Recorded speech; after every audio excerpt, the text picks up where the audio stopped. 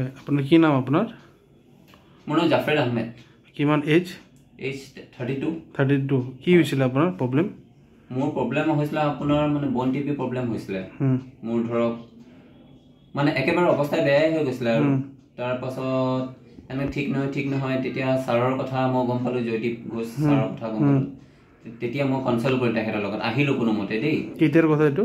এইটো ধৰক আপোনাৰ 2 বছৰ মানে 2 বছৰ 2 মাহ এমাহ তেনেকৈ হ'ব। আচ্ছা আচ্ছা। তাৰপিছত আহিলো, অহাৰ পাছত এতিয়া তেখেতে মানে আপোনাৰ মেডিচিন দিলে, প্লাছ আৰু মানে কিছুমান মেডিচিন মই খাইও আছিলো, সেইচবো ছাৰে ষ্টপ কৰি কিনে মোক মানে বেলেগ আপোনাৰ মেডিচিন দিলে।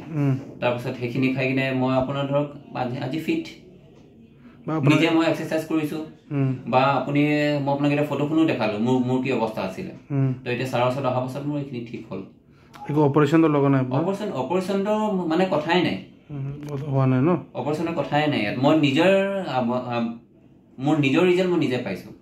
এতিয়া মানে ঠিক আছে পুৰা ন? একদম ফিট, পুৰা ফিট। এতিয়া যদি আপুনি মোক যদি 50-60 কেজিও দিয়ে মই মানে সেইচবো দাঙি দিম, মানে একদম ফিট। ঠিক আছে, পুৰা ঠিক আছে। আমাৰ পেচেণ্ট জাফৰ আহমেদ। তেওঁ ডিব্ৰুগড়ৰ থাকে। তেওঁৰ এটা টিবি হৈছিল স্পাইনত, L3 L4, আৰু টিবিটো হৈছিল আকৌ তাতে মানে কি হ'ল, তেওঁৰ স্পাইনটো বেণ্ড হৈ গৈছিল। তো তেতিয়া আহিছিল, তেতিয়া আমি চালোঁ যে বস্তুটো যে বেণ্ড হৈ আছে, কিন্তু সেইটো ইমান অভাৰঅল মানে জেগাটোতহে অলপমান বেণ্ড আছে, অভাৰঅল স্পাইনত বেছি বেণ্ড নাই, আৰু একো মানে তেওঁৰ ভৰিৰ উইকনেছ নাছিল।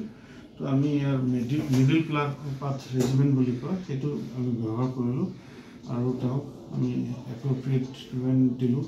তাৰ লগত তেওঁক ছাপ্লিমেণ্টছ দিলোঁ, তেওঁক হেল্থটো ইনক্ৰিজ কৰাৰ কাৰণে যি বস্তু আছে আমি কৰিলোঁ। এণ্ড মানে তাৰপিছত মাজতো তেওঁ আকৌ লিভাৰ এনজাইমছ অলপ বাঢ়িছিল, আকৌ এইবিলাক হৈছিল। সেইবিলাক আমি টেকেল কৰিলোঁ এজন মেডিচিন স্পেচিয়েলিষ্ট আৰু গেষ্ট্ৰণ্টলজিষ্টৰ লগত তেওঁ কনচাল্ট কৰি সেইটো কাম আমি কৰা হ'ল।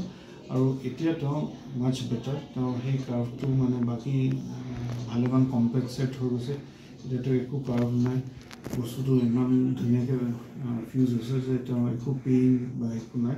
তো মই সেইটো ক'ব বিচাৰিছোঁ যে টিবি স্পাইন মানে এনেকুৱা নহয় যে অকল চাৰ্জাৰী লাগে। টিবি স্পাইন মেইন ট্ৰিটমেণ্ট হৈছে দৰৱ। কেতিয়াবা হ'ব পাৰে যে চাৰ্জাৰী লাগিব পাৰে, সেইটো আপোনাৰ ডাক্তৰ বা ধৰক মই ভালকৈ আপুনি ডিচাইড কৰিব পাৰিম যে এইটো কৰিলে ভাল হয়, এইটো লয়।